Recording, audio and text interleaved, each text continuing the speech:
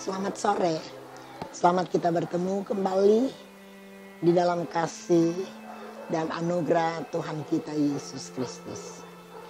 Saudara-saudara, sekarang ini jika ada saudara mau ke mall, masuk hotel, ke bank sekalipun, saudara sebelum masuk kita diperhadapkan dengan satu alat pengukur suhu panas.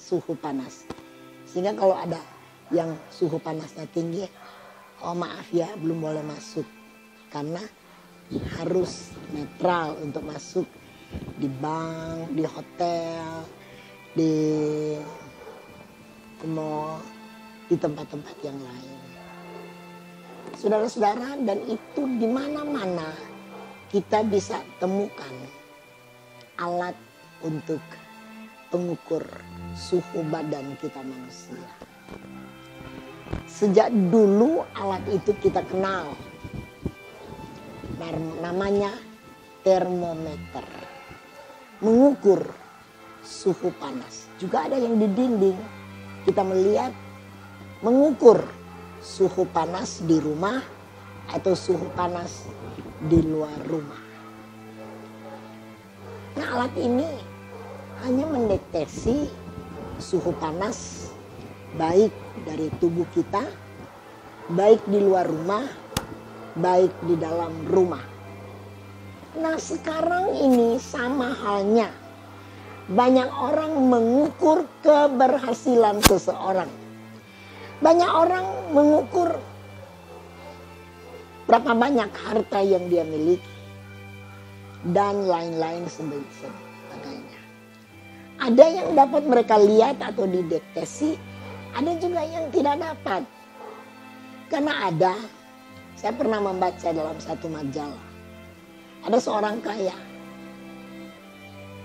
yang punya banyak simpanan uang, punya banyak harta yang dia miliki. Tetapi dari penampilannya setiap hari kita melihat dia sangat sederhana. Malahan ada waktunya kita melihat dia berpenampilan sebagai seorang yang tidak mempunyai apa-apa. Nah, untuk itu siapa boleh mengira, siapa boleh tahu yang sebenarnya dia adalah seorang yang kaya raya. Saudara-saudara, ada dua alat yang menjadi pengukur. Yang pertama termometer, yang kedua termostat. Bagaimanakah kita? Kita hanya mau mengukur yang hebat-hebat, mau mengukur yang kelihatan oleh mata. Harta berkelimpahan, kesuksesan atau yang lain-lain. Tetapi ada alat ukur dari Tuhan yang bisa datang dalam kehidupan kita. Sehingga jangan sampai saudara-saudara ada perkataan, engkau ditimpang, tetapi ternyata terlalu ringan. Kiranya Tuhan menolong dan memberkati kita sekalian. Kita akan membaca bersama-sama dalam kita membaca bersama-sama dalam Injil Markus pasalnya yang ke-7 ayatnya yang ke-37. Bunyinya sebagai berikut. Mereka takjub dan tercengang dan berkata, ia menjadikan segala-galanya baik. Yang tuli dijadikannya mendengar dan yang bisu dijadikannya berkata-kata. Bukan hanya itu yang dilihat oleh orang banyak. Pasal selanjutnya, bagaimana Yesus memberi makan ribuan orang dan ada kelebihan. Dan orang melihat, orang menilai itu satu keberhasilan. Tetapi orang-orang yang sama, kemudian beberapa waktu mereka mengatakan, salibkanlah dia. Saudara sekalian, dalam kehidupan kita, jangan sampai kita hanya mengukur keberhasilan orang. Dan dari situ kita mengambil ukuran bahwa dia seorang yang baik. Tapi kiranya Tuhan menolong dan memberkati kita sekalian. Sehingga dalam kehidupan kita ada yang lebih indah. Yang ada di dalam kita, yang kita boleh kerjakan. Sehingga kita boleh menerima, menikmati berkat-berkat ilahi di dalam kehidupan kita masing-masing.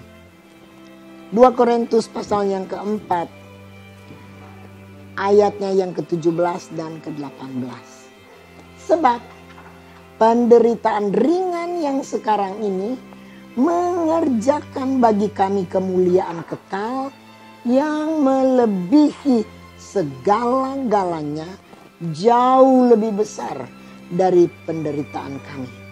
Sebab kami tidak memperhatikan yang kelihatan, melainkan yang tak kelihatan. Karena yang kelihatan itu sementara, tetapi yang tidak kelihatan itulah yang kekal. Saudara baca ayat tadi. Penderitaan kita yang sekarang ini tidak sebanding dengan kemuliaan yang akan kita alami, yang akan kita terima nanti di hari itu, hari yang mulia dalam kehidupan kita. Kita jangan hanya memberitakan kenikmatan kehidupan ini, tetapi kiranya kita boleh menikmati bahwa gereja Tuhan diberkati untuk memberkati orang lain. Tadi kita sudah membaca dalam 2 Korintus. Apa yang kita terima itu hanya sementara.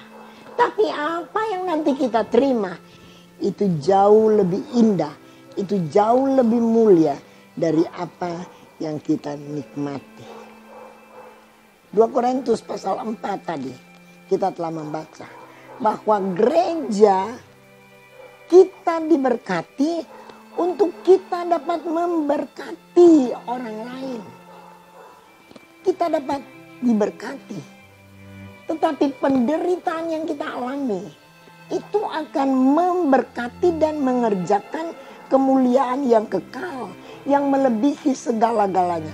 Sebab kami tidak memperhatikan yang tidak kelihatan, tetapi memperhatikan yang tidak kelihatan. Ialah upah dan pahala yang menanti kita di sorga yang mulia. Puji Tuhan. Saudara-saudaraku sekalian, firman Allah mengatakan biar kita boleh berbagi kasih. Bukan cuma untuk menikmati dan melihat orang lain yang sudah berhasil dan diberkati. Tapi kita juga boleh berbagi kasih kepada yang lain. Karena penderitaan kita hanya sementara. Tapi kemuliaan itulah yang kekal. Kita membaca dalam 2 Korintus pasalnya yang ke-8. Kita membaca. Sebab jika kamu rela untuk memberi, maka pemberianmu itu diterima. Kalau pemberianmu itu berdasarkan apa yang ada padamu, bukan berdasarkan apa yang tidak ada padamu. Sebab kamu dibebani bukanlah supaya orang-orang lain mendapat keringanan, tetapi supaya ada keseimbangan. Maka hendaklah sekarang ini kelebihan kamu mencukupi kekurangan mereka, agar kelebihan mereka kemudian mencukupkan kekurangan kamu. Seperti ada keseimbangan, seperti ada tertulis. Orang yang mengumpulkan banyak tidak berkelebihan, dan orang yang mengumpulkan sedikit tidak berkekurangan. Kiranya Tuhan menolong. Kita jangan hanya mengukur panas termometer, tapi kita jadi termoflat. Ukuran bagaimana kita dapat berbagi, menyatakan keadaan kita yang sebenarnya. Saudara, tadi kita sudah membaca penderitaan yang ringan itu tidak sebanding dengan kemuliaan yang akan kita terima. Nah, kemudian kita telah membaca ayat-ayat yang terakhir. Supaya kita yang berkelebihan tidak berkekurangan. Tetapi supaya orang yang berkekurangan mereka dapat dicukupkan. Sehingga satu waktu mereka juga dapat mencukupkan segala kekurangan kita. Saling memberilah satu dengan yang lain. Saling menasihati satu dengan yang lain. Saling mendorong satu dengan yang lain. Kita tahu saudara bahwa dia Yesus tidak lama lagi akan datang kembali. Jangan kita hanya mau jadi termometer yang ukur-ukur panas orang lain. Tapi biar kita jadi alat penentu termoflat. Kiranya Tuhan tolong. Sehingga kehidupan kita jadi berguna untuk banyak orang. Bukan untuk kita. Tapi kiranya nama Tuhan dipuji dan dipermuliakan. Sehingga yang kekurangan tidak kekurangan. Yang berkelebihan tidak berkelebihan. Tapi sama kita diberkati berlimpah-limpah. Jika kita memberkati kekurangan orang suci. Kita diberkati. Diberkati berlimpah-limpah. Jangan hanya mengingat apa yang kita cukup. Apa yang kita perlu. Tapi ingat orang lain juga yang perlu kekuatan, perlu pemberian, perlu uluran tangan kita, dan Tuhan senang dengan keadaan kita masing-masing. Kita berdoa. Terima kasih Bapa, kami telah mendengarkan kebenaran firman. Di tengah-tengah keadaan dunia yang tidak menentu, supaya jangan kami hanya mengukur-ukur, menimbang sesuai berkat. Tetapi kami tahu, Tuhan tolong kami supaya kami boleh jadi berkat. Kami jadi alat pendeteksi. Kami jadi alat yang berguna. Berbagi kasih untuk yang lain. Berbagi anugerah. Berbagi nasihat. Kalau ada yang susah, kami boleh hiburkan. Kalau ada yang menderita, kami boleh datang dan berikan keringanan kepada mereka. Berkat khusus menyertai kami. Seberapa banyak yang telah mendengarkan firman-Mu. Tolonglah kami. Karena penderitaan kami sekarang itu tidak sebanding dengan kemuliaan yang akan kami terima. Terima kasih, berkati umat-Mu, tidak ada satu yang terkecuali. Semua diberkati berlimpah-limpah. Berkati pemerintah kami dari pemerintah pusat. Bapak Presiden, Wakil Presiden, seluruh menteri. Karuniakan kearifan, hikmat, akal budi.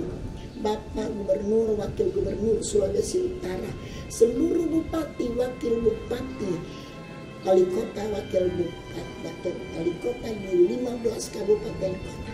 Semua diberkati berlimpah-limpah. Jayalah negeri kami, sejahteralah negeri kami, karena Tuhan ada dan dipermuliakan dalam daerah kami. Terima kasih Bapak, kami sudah berdoa, Tuhan dengar doa kami dalam nama Tuhan Yesus Kristus. Haleluya. Amin. Puji Tuhan, Tuhan memberkati kita sekalian karena hari Minggu adalah minggu yang pertama dari bulan yang baru. Jadi kita akan mengadakan perjamuan asa yang kudus. Jemaat tetap berada di rumah-rumah. Nanti hari Sabtu sore ada pelayan-pelayan Tuhan yang akan menjalankan roti dan anggur. Jangan dulu langsung dimakan. Nanti hari Minggu jam ibadah pertama jam 8, ibadah kedua jam 11, ibadah yang ketiga jam 4 sore. Nanti tunggu apa-apa, kita makan dengan iman, baru kita makan dan minum bersama dari meja Tuhan. Kiranya Tuhan menolong dan memberkati kita sekalian. Jangan goyah, tetap kuat dan kokoh di dalam Tuhan. Tetap semangat. Haleluya.